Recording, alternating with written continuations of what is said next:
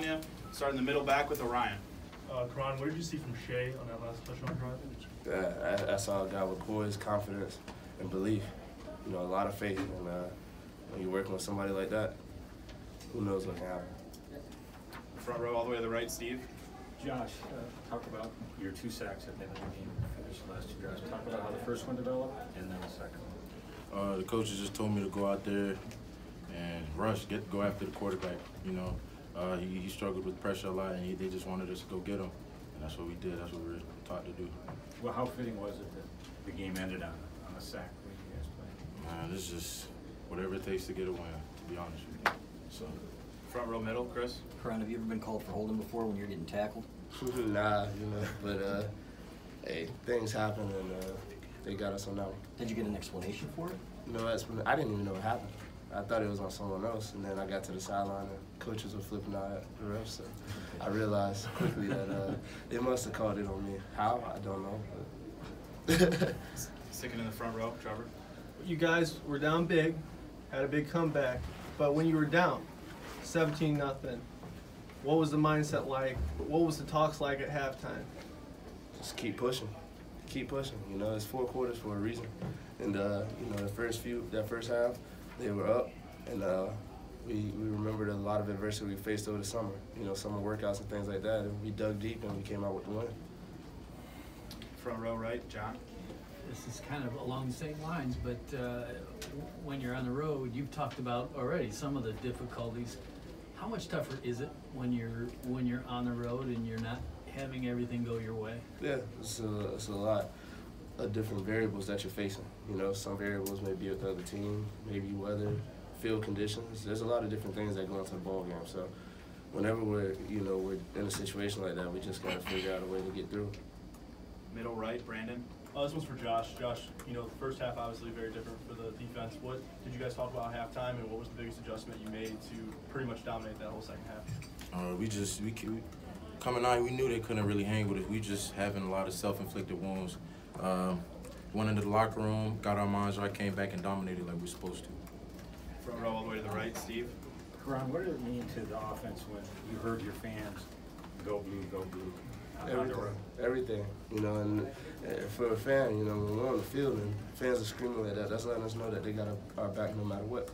And whenever we know that, you know, that only emphasizes the fact that we got to put on a show for them, so that makes us go even harder. Standing to the left, Jeff. You mentioned the self-inflicted wounds. A lot of those penalties, what causes that? You know, we're on the road, so we're not going to get a lot of help from the refs at all. We don't expect that at all, but we got to make it clear that there was no penalty, so there's no grade in between for the refs to throw that flag. So, I mean, like I said, it was self-inflicted stuff, but we adjusted and came back and fought and won. Standing on the left with Mike. Karan, I know you mentioned the message was to keep pushing. Was there any frustration? I mean, was there people kind of upset or anything like that on the sideline? You can't get frustrated in those situations. You know, like I said, it's a 4-quarter game. When you get frustrated and start fighting amongst each other, that's when things only get worse. You know, we work all summer together for a reason. We work together collectively throughout camp for a reason. That's to build our relationship and that dependability, so when situations like this come, we know where to go. Staying in the front middle with Chris. Josh, when you see Chase Winovich dominated first half like he did, how kind of effect does that have on you? We all feed off each other. Whenever we see one person make a play, another person has to step up and make a play. Rashawn went down, so it was the next man up, you know. And there can't be any cutoff between the talent from first string and second string. So, you know, we did what we were supposed to do. So. Second row middle, Angelique. Karan, after the Notre Dame game, you said that game didn't define this team. What does this game win, this win mean for you? It means a lot. You know, it's a Big Ten game on the road. You know, it's big time. Winning in someone else's house, especially within your own conference. You know, whenever you're in conference play, teams are going to come with a different mindset. And to come in here and finish the way we did, you know, that's big time. We got time for a few more before Coach Harbaugh makes his way in here. We'll stay in the back middle with Orion.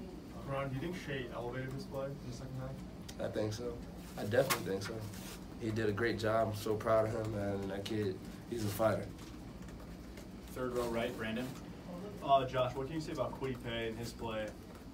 I mean, he's been dominant all year. You know, he's just doing what we know he can do. You know, he's a monster, and y'all gonna continue to see that as the season goes on. So. Standing left, Aaron.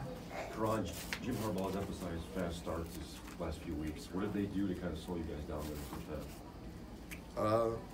They came out very disciplined. You know, they didn't do anything special. We just weren't executing the way we needed to execute. So I think on our side of the ball, that was self-inflicted, much like the defense. And, you know, it took us some time to get going, but we did it. Still standing on the left, Jeff. They came out with a short passing up-tempo attack. How does that mess with you guys, and what adjustments did you make?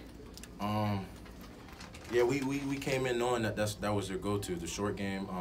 We just had to get better hands on the receivers off the line, I believe. And, you know, we went into halftime, adjusted, did what we had to do, and came back and took that away. So. All right, front row right, John. Josh, the way the game was going, did the defense almost feel like it had to pitch a shutout in the second half? That's always the mentality. We got to, after halftime, we can't give them any points. That's always been the mentality. And this is a clutch game. It was a crucial game, so we had no choice but to pitch a shutout. So. All right, Nate. One more, Chris. Josh, what was Don Brown's demeanor at halftime?